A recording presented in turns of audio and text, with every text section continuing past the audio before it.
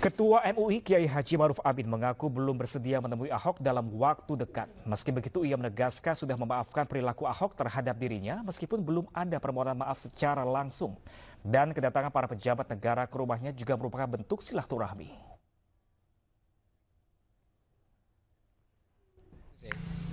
Pernyataannya itu.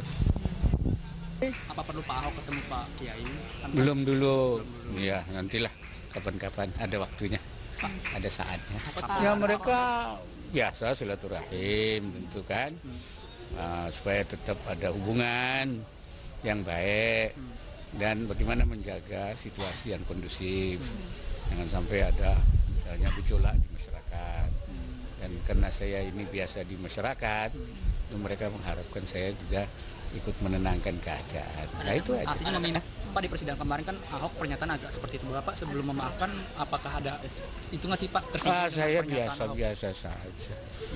Yang marah kan bukan saya, umat kan. Tapi hari ini ada konferensi di MUI terkait hal kemarin itu Pak, tanggapannya? Ya biasa itu sebagai lembaga tentu dia ingin mengevaluasi kan.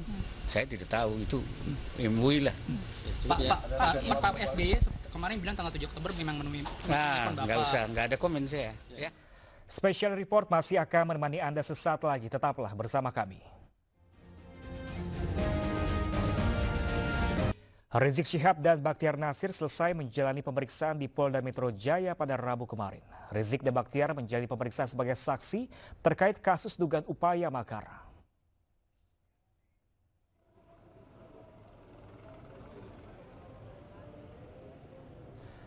Rizik Syihab dan Bakhtiar Nasir yang menjalani pemeriksaan sejak pukul 10 pagi kemarin dicecar dengan 27 pertanyaan. Usai menjalani pemeriksaan, Rizik tidak berkomentar banyak dan langsung menemui massa yang berunjuk rasa di depan pintu gerbang Polda Metro Jaya. Rizik Syihab dan Bakhtiar Nasir diperiksa terkait kasus dugaan upaya makar. Ya, depan duduk. Bang. Oh, ya, bang. Buset.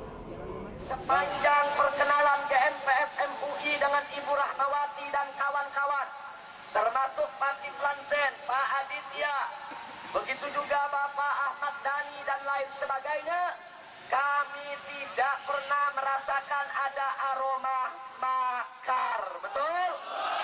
Betul? Dan lebih, saya tekankan lagi bahwa aksi 212 yang pernah kita gelar di Monas sana bukan aksi makar, bukan aksi anti NKRI, bukan aksi anti Pancasila, bukan penistaan agama, semata-mata itu. Sudah jelas? Tadi apa aja ditanya nama penyidik, Dok? Ya, seputar apakah kami terlibat dalam rapat-rapat, apakah kami terlibat dalam agenda-agenda makar tersebut. Ada sekitar 27 pertanyaan. Itu kan Pak Ustadz, kalau Pak Habib sama Pak Munarman berapa pertanyaan? Hampir sama semua. Ya memang kami juga ditanyakan tentang Bapak Sri Bintang Pamungkas gitu ya. Tentang nama-nama yang beberapa orang kami tidak kenal ya. Itu jadi tengah. Jadi saya juga lupa siapa namanya yang ditanyakan itu. Nah, di antara lakukan pengamanan juga, beberapa petugas ya, kepolisian maupun sabara ada di lapangan. Nah, itu untuk mengawal agar pelaksanaan dapat aman dan lancar sampai ke Polda Metro. Di Polda Metro nanti ada ditempatkan di depan sini, di Jalan Jenderal Sudirman, ya. Dan kemudian persiapan yang pertama kita sudah mempersiapkan ada namanya negosiator dalam unjuk rasa itu, yaitu ada Polwan Berijab dan Kowat Berijab. Jadi pengamanan kita dibantu oleh TNI ya, terutama Kodam Jaya itu di situ.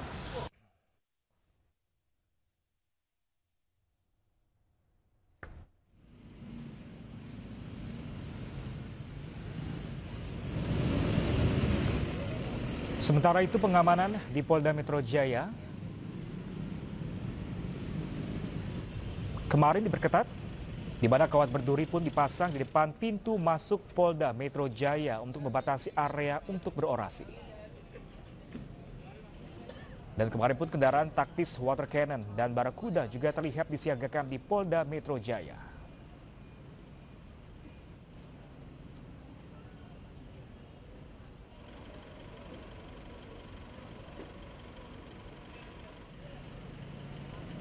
Sebelumnya bahkan seluruh pengunjung yang ingin masuk turut diperiksa dan dimintai identitasnya.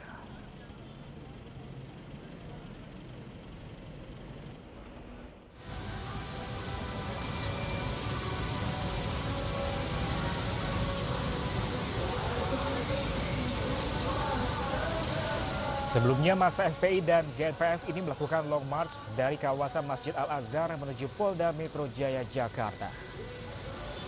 Petugas pun nampak mengawal aksi ini dengan menurunkan mobil patroli dan petugas yang ikut berjalan kaki.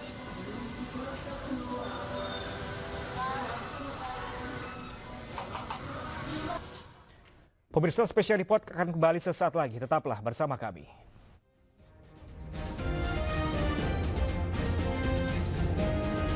Pemirsa, Majelis Ulama Indonesia menyesalkan pernyataan Ahok dan kuasa hukumnya yang seakan menuduh Ketua MUI memberikan keterangan palsu. Dan berikut pernyataan dari MUI.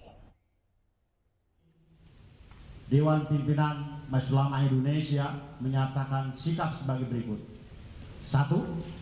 Menyesalkan terjadinya tidak diindahkannya nilai-nilai etika dan kehormatan lembaga peradilan dalam proses persidangan perkara aku. 2. Menyesalkan sikap tim pengacara terdakwa maupun terdakwa terhadap saksi Dr. Kiai Haji Ma'ruf Amin yang telah memberikan keterangan dalam persidangan perkara aku yang cenderung menekan dan melecehkan kebenaran keterangan saksi dengan sikap yang arogan dan tidak santun serta tidak mengindahkan nilai-nilai kehormatan lembaga peradilan. 3. Meminta kepada Komisi Yudisial Republik Indonesia untuk menegakkan kode etik lembaga peradilan dalam pemeriksaan perkara aku. 4. Meminta Mahkamah Agung Republik Indonesia, Kejaksaan Agung untuk lebih mengintensifkan pemantauan dan pengawasan proses persidangan perkara aku sehingga seluruh persidangan berjalan sesuai dengan peraturan perundang-undangan dan etika persidangan. Demikian pernyataan. Sementara itu, Ketua MUI Kiai Haji Ma'ruf Amin mengaku belum bersedia menemui Ahok dalam waktu dekat. Meski begitu, ia menegaskan sudah memaafkan perilaku Ahok terhadap dirinya meskipun belum ada permohonan maaf secara langsung. Dan kedatangan para pejabat negara ke rumahnya juga merupakan bentuk dari silaturahmi. Minta maaf ya harus dimaafkan. Sudah selesai pernyataannya itu. Apa perlu Pak Ahok ketemu Pak Kiai? Belum dulu. Ya, nantilah. Kapan-kapan ada waktunya, ada saatnya. Ya mereka biasa silaturahim tentu kan, supaya tetap ada hubungan yang baik dan bagaimana menjaga situasi yang kondusif. Jangan sampai ada misalnya gejolak di masyarakat. Dan karena saya ini biasa di masyarakat, mereka mengharapkan saya juga ikut menenangkan keadaan. Nah itu aja. Artinya meminta Pak, di persidangan kemarin kan Ahok pernyataan agak seperti itu. Bapak sebelum memaafkan, apakah ada itu nggak sih Pak? Saya biasa-biasa saja. Yang marah kan bukan saya, umat kan. Tapi hari ini ada konferensi di MUI terkait hal kemarin itu Pak, tanggapannya? Ya biasa, itu sebagai lembaga tentu dia ingin mengevaluasi kan. Saya tidak tahu, itu MUI lah. Pak SBY kemarin bilang tanggal 7 Oktober memang menemui. Nggak usah, nggak ada komen saya. Ya. Sidang ke-8 perkara dugaan penodaan agama Selasa kemarin menguak kasus baru. Dugaan penyadapan pembicaraan telepon Presiden ke-6 Susilo Bambang Yudhoyono dengan Kiai Haji Ma'ruf Amin. SBY pun meminta klarifikasi pemerintah, khususnya Presiden Jokowi mengenai penyadapan ini. Salah saya apa? Misalkan mantan presiden itu mendapatkan pengamanan oleh Pas Pampres. Siapapun mantan presiden itu, siapapun mantan wakil presiden itu, yang diamankan apanya? Orangnya, objeknya, kegiatannya, dan kemudian kerahasiaan pembicaraan. Jadi menurut saya antara yakin dan tidak yakin apa iya, saya disadar. Nah, kalau betul-betul disadap, maka segala pembicaraan, kemudian kegiatan, mungkin strategi, mungkin rencana, apapun akan diketahui oleh mereka yang tidak punya hak sama sekali. Dan kalau itu menganggap dirinya lawan politik, ya sama dengan skandal Watergate tadi, mendapatkan keuntungan dan manfaat politik dengan cara menyadap, mengetahui, mendapatkan informasi tentang seluk-beluk pembicaraan termasuk rencana dan strategi dari lawan politiknya. Saya sungguh ingin mendapatkan transkrip itu karena dikatakan kami punya buktinya, kami punya rekamannya, dan kami punya transkripnya. Kurang lebih seperti itu. Nah, kalau saudara-saudara yang menyadap secara ilegal ini bukan pihak Pak Ahok atau tim pengacaranya Pak Ahok dan pihak lain, saya juga bermohon kepada negara untuk diusut siapa yang menyadap itu. Yang saya tahu di samping KPK menyadap yang urusannya tidak pidana korupsi, ada lembaga yang lain, yaitu Polri, BIN atau Badan Intelijen Negara, dan juga BAIS TNI. Saya tidak tahu apakah masih ada atau tidak. Tetapi paling tidak itulah institusi-institusi negara yang memiliki kemampuan untuk menyadap. Pemahaman saya sama seperti waktu saya memimpin dulu, penyadapan itu tidak boleh sembarangan, tidak boleh ilegal, dan harus berdasarkan aturan yang telah diatur oleh undang-undang.